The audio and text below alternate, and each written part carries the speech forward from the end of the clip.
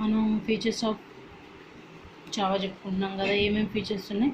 Simple, platform independence, 13 features అనుకున్నాం కదా. Simple, Java is simple programming language, platform independent, architecture neutral, portable, multi threaded, networked, distributed, high performed, interpreted, robust, dynamic, secure, and last one but not the least, object oriented programming language.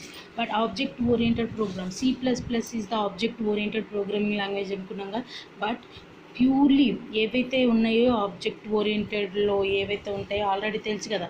C++ object, class, inheritance ఇవన్నీ ఉన్నాయి కదా. వాటన్నిటినీ ప్యూర్గా జావాలో purely supported. But C++ కూడా ఇవన్నీ support చేస్తుంది. But ఏవైతే సిలో యూజ్ చేసిన ఫ్రంట్ ఫంక్షన్స్ కొన్ని ఉన్నాయి కదా, అవి కూడా C++ చేస్తాం. అందుకని C++ is the semi object oriented programming language. But Java is the purely object oriented programming language. So మనకు ఆబ్జెక్ట్ ఓరియంటెడ్ ప్రోగ్రామింగ్ లాంగ్వేజ్లో ఏమేమి ఉన్నాయో తెలుసుకుందాం. First that is object. Real time entity ఏమంటాం? రియల్ టైమ్ ఎంటిటీని ఆబ్జెక్ట్ అంటాం. అంటే ఇందులో మన ప్రోగ్రామింగ్ లాంగ్వేజ్లో ఏం చెప్పుకుంటాం? Instance of A class.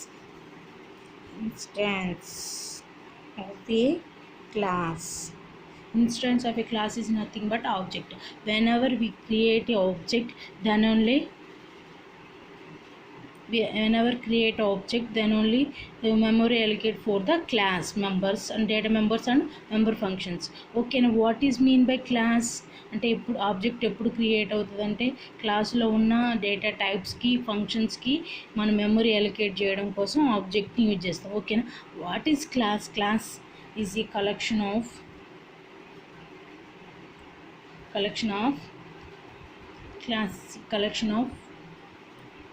data members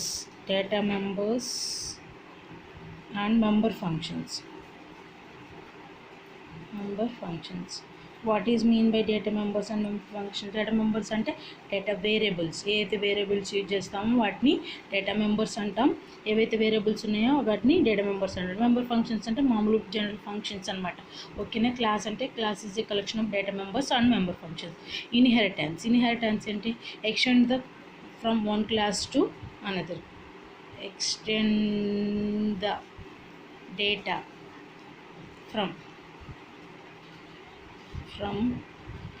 one class to another class అంటే కోడ్ రీయూజబిలిటీ. ఏదైతే డేటా ఒక క్లాస్లో యూజ్ చేస్తామో దాన్ని నెక్స్ట్ క్లాస్లో ఎక్స్టెండ్ చేసుకున్నాం. That is the inheritance. Polymorphism అంటే మెనీ ఫార్మ్స్ అంటే తెలుసు కదా. ఒకటి సేమ్ నేమ్ని నెంబర్ ఆఫ్ టైమ్స్ యూజ్ చేస్తే దట్ ఈస్ ద పాలిమార్ఫిజం. అంటే సమ్ అనే ఒక సమ్ తీసుకున్నాం అనుకోండి, దాన్ని ఇక్కడ సమ్, మళ్ళీ సమ్ సేమ్, కానీ ఇంప్లిమెంటేషన్ ఈజ్ ద డిఫరెంట్. ఓకేనా. Code reusability is nothing but inheritance concept reusability. Data abstraction అంటే only declaration, no implementation. Okay, only declaration, no implementation. That is nothing but data abstraction. And next one, data encapsulation means secured the data or wrapping the data. Wrapping the data అంటే ఏంటి? డేటాకి ఒక boundaries create చేస్తాం అనమాట. ఇప్పుడు జనరల్గా మనం సిలో తీసుకుంటే ఏంటి, డేటా ఎన్క్యాప్సులేషన్ అంటే ఏంటి? సెక్యూర్డ్ డేటా మెంబర్ ఏదైతే మనం వేరియబుల్స్ ఫంక్షన్ యూజ్ చేస్తున్నామో దానికి ఒక బౌండరీ క్రియేట్ చేస్తాం. That is nothing but data encapsulation. Okay. Data encapsulation అంటే ఏంటి? Wrapping the data into single unit. Single unit అంటే ఏంటి? మీన్స్ ఒక బౌండరీ క్రియేట్ చేసి మనకి ఏమన్నా సమ్ వస్తువులు అవన్నీ ఉన్నాయి అనుకో, ఒక పర్టికులర్ ఒక గదిలో పెట్టి తాళం వేస్తాం కదా, అంటే ఏంటి? వాటికి security purpose. Same as it ఈజ్గా మన ప్రోగ్రాంలో ఉన్న డేటాని కానీ ఫంక్షన్స్ని కానీ ఒక బౌండరీలో క్రియేట్ చేసి దానికి ఒక సెక్యూరిటీ ఉంచుతున్నాం. దట్ ఈజ్ నథింగ్ బట్ ఏంటి? క్లాస్. క్లాస్లో ఏముంటాయి, డేటా వేరియబుల్స్ ఉంటాయి, ఫంక్షన్స్ ఉంటాయి. That is nothing but data encapsulation.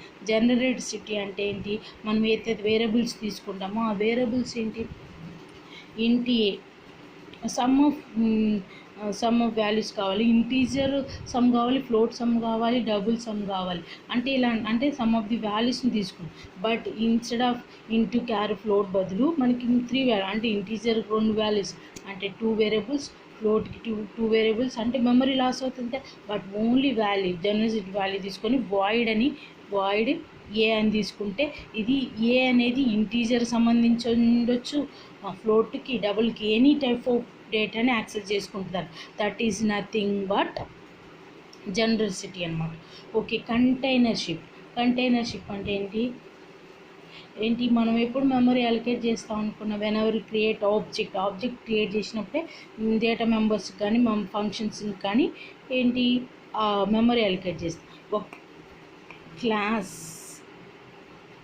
Access the object of another class